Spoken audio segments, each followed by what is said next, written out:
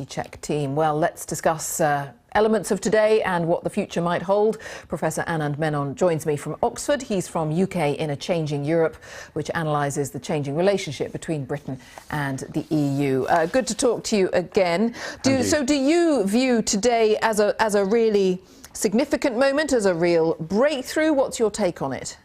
Well, I must confess I agree with Chris. On the one hand, yes, there's been real progress made, particularly I'd say in the area of citizens' rights, where the Prime Minister has struck a pretty good deal, I think. But yet this is only a progress report. There's no deal as yet because nothing is signed until everything is signed, and that's in October next year.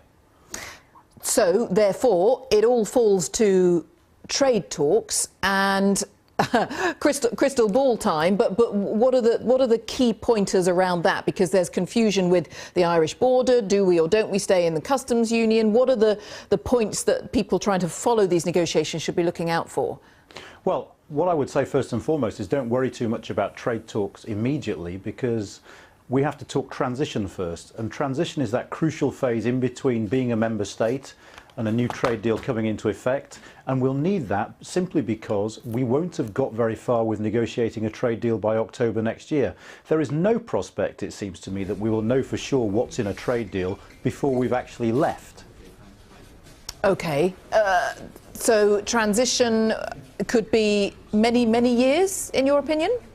No, I don't. Well, what's many? I think there is pressure on both sides. There's pressure here, obviously, from the Brexiters to keep it short. And I think on the EU side, there would be concern if transition looked limitless. So I think both sides will agree that it should be limited. But I think we're probably looking at 2 to 3 years. That seems to be the sort of ballpark people are talking about.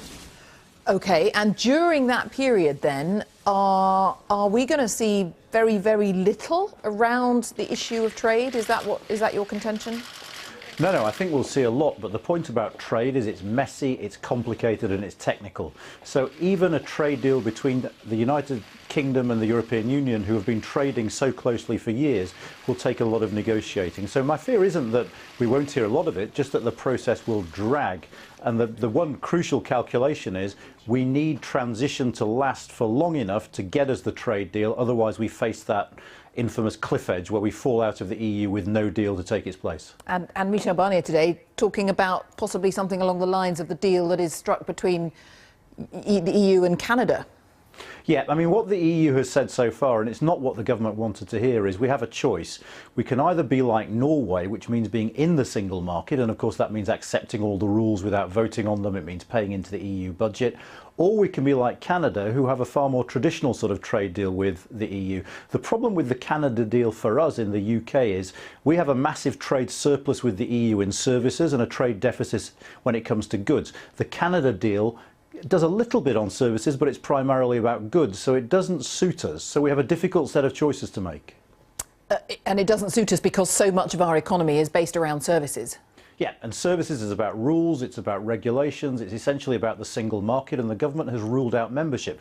The problem is that the European Union is making it clear that you can't be a little bit in the single market. You're either in it or you're out of it, and what they're saying now, I suppose they might change, but I doubt it, is you can't be in the single market in certain sectors and out of it in others. It's an all or nothing choice.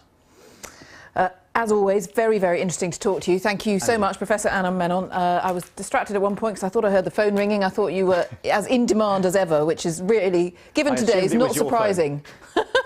Not surprising at all. Thank you very much. We will be talking again, though. Thank you very much indeed.